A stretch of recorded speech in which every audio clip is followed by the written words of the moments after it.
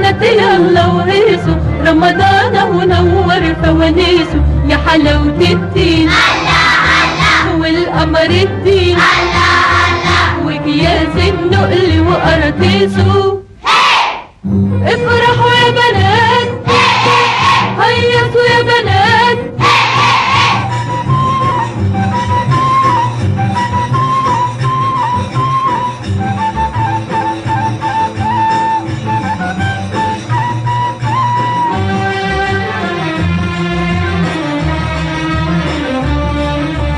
في المغربية رح نفطر ساعة أذان الله أكبر، ونعلي حسنا ونقول هي ونجري عالبيت نتنطط، وقلوبنا من الفرحة تزقطط، ونقول لبعضنا رمضان جه.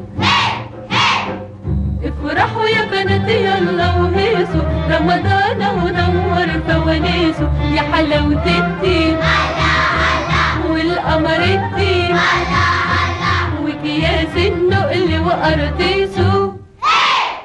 افرحوا يا بنات، هيصوا يا بنات.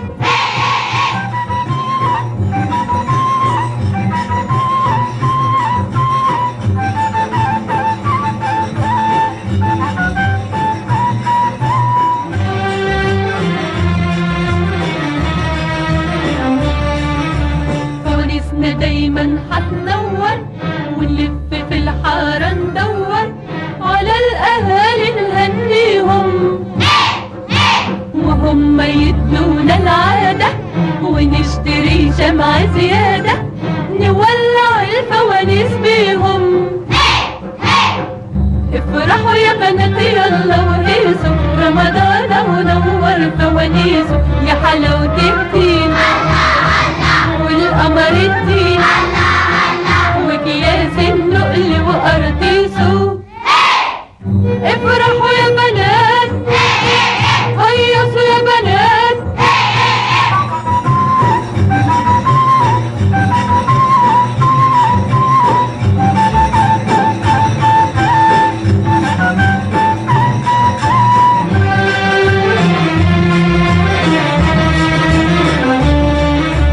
بعد الفطر دغري نحلي بكنافته وقطايف وتملي، وكل يوم فرحنا تزيد، ويفوت علينا اوام يجري ونقول له لسه عليك بدري، يقول ده جاي ورايا العيد.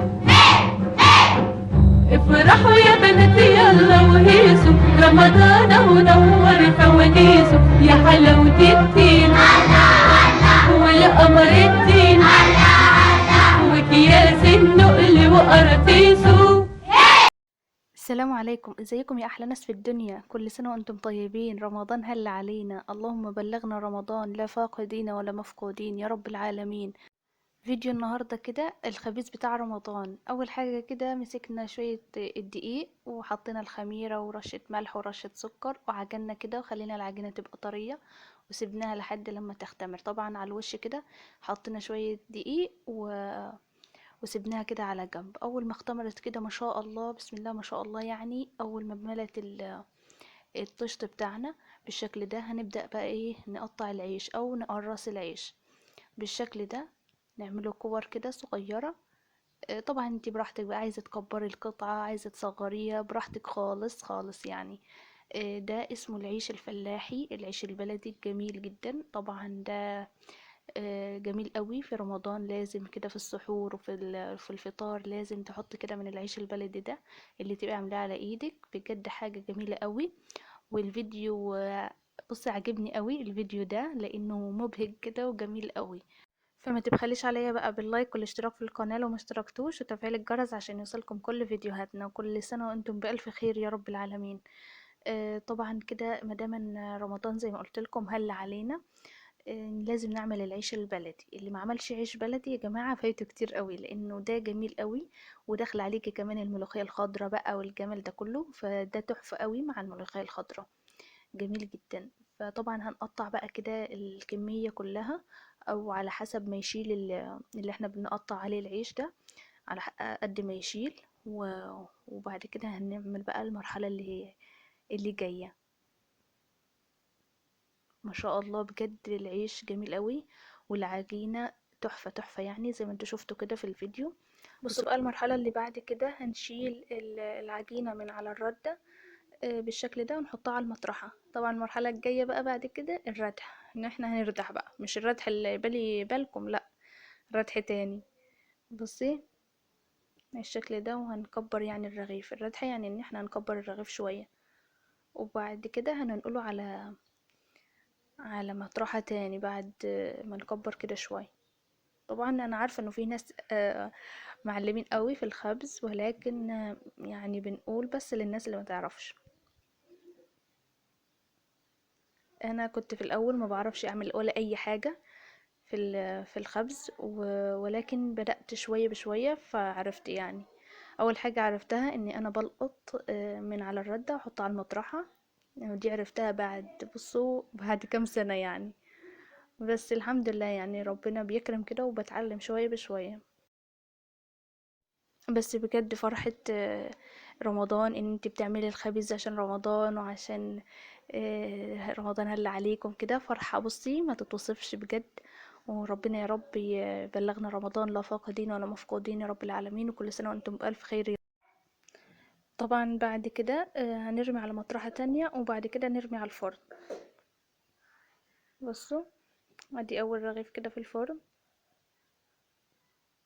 ما شاء الله قب معانا كده.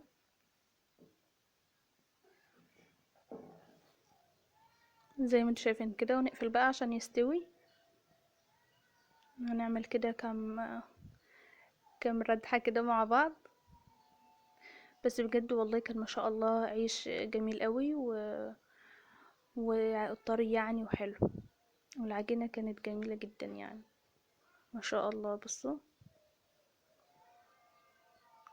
بجد بألف هنا، ما شاء الله بصراحة على شوية العيش دول يعني. بصوا بقى هنرمي كمان رغيف. بصوا ما شاء الله جميل. بوريكم كده كام رمية في الفرن. انا اللي برمي بقى على المطرحة دي زي ما انتم شايفين كده، من مطرحة لمطرحة، علشان ايه، واحدة بنلقط عليها وواحدة بنكبر الرغيف عليها زي ما انتم شايفين كده. طبعا في ناس جميلة جدا عملت اللايك من غير ما اطلب، فانتوا ناس قمر قوي قوي قوي. واللي ما عملش لايك يا ريت تعمل لايك كده عشان تشجعني، والفيديو بتاعنا يترفع شوية، علشان القناة بتاعتنا كده بإذن الله تكبر وانزل لكم فيديوهات عظمة، بس شجعوني يعني. اللهم صل وسلم وبارك عليك يا حبيبي يا رسول الله. انزلوا كده صلوا بينا علشان يكون لكم الأجر والثواب بإذن الله. بصوا هنطلعه كده ونركنه على جنب، ونرمي أخوه جنبه، علشان طبعا اللي بيكون على الحرف ده بيكون باقيله تكة بسيطة. هنسويه وبعد كده ايه ندخل نرمي واحد جنبيه. طبعا الفرن لما بيسخن يا جماعة بيبقى عايز على طول العيش ورا بعضه، علشان يكون ايه ما يبقاش فاضي يعني، بيبقى عايز كام واحدة الخبزة، لازم تبقى كام واحدة كده معاكي، ما ينفعش واحدة لوحدها يعني. ما شاء الله بصوا قب كده وبقى جميل جدا. انا بحب رغيف العيش لما يقب كده يبقى شكله جميل جدا. بصوا ما شاء الله، ولون العيش تحفة يا جماعة بجد. هوريكم كمان من تحت بيبقى عامل ازاي. بصوا جميل ما شاء الله، لونه حلو. هو ده الطياب المظبوط للعيش البلدي. ما ت... ما تزوديش يعني في الطياب قوي، عشان انت لسه برضو هتسخنيه بعد ما تحطيه في الفريزر وكده، لسه هتسخنيه فهيغمق معاكي لو سويتيه قوي. بصوا هنفتح مع بعض. بصوا الجمال، بيتفتح كده بكل سهولة. العيش الناجح اللي يفتح كده معاكي نصين، ما شاء الله. قولوا ما شاء الله يا جماعة، لانه بصوا هو ما شاء الله بجد. بألف هنا يا رب. ويا ريت الفيديو يكون عجبكم، وما تبخلوش عليا كده باللايك والاشتراك في القناة لو ما اشتركتوش، وتفعيل الجرس عشان يوصلكم كل فيديوهاتنا. وبصوا بقى عظمة على عظمة يعني. طبعا بعد ما بنخلص كده بنجي ماسكين بقى ايه رغيف برغيف كده زي ما انتوا شايفين كده، وعلى مطرحة او حاجة، ونقسم الرغيف على نصين. عشان طبعا ايه لما ندخله الفريزر مش بندخله رغيف كامل، احنا بنقسمه. في ناس بتحب تقسمه ارباع، وفي ناس بتحب تعمله انصاص زي كده. انا بعمله على نصين بس، وادخله بقى الفريزر. طبعا هعمل الكمية كلها بنفس الطريقة، وندخله بقى الفريزر. بس لازم يكون لازم ان يبرد خالص يعني. لو دخلتيه وهو سخن كده هيشبك مع بعضه، ومش هتبقي تعرفي تسلكيه وهو في الفريزر. ويا رب تكونوا استفدتوا من الفيديو حتى لو بمعلومة واحدة. وما تبخلوش عليا بقى باللايك والاشتراك في القناة لو مشتركتوش، وتفعيل الجرس عشان يوصلكم كل فيديوهاتنا. وتشجعوني كده وتكتبوا لي كومنت حلو، عشان انا بقرأ الكومنتات بتاعتكم كلها. وتسلموا لي يا رب على الكلام الجميل بتاعكم. وبس كده، يا رب يكون الفيديو عجبكم. وكده وصلنا لنهاية الفيديو، واستنوني الفيديو الجاي، واقول لكم سلام.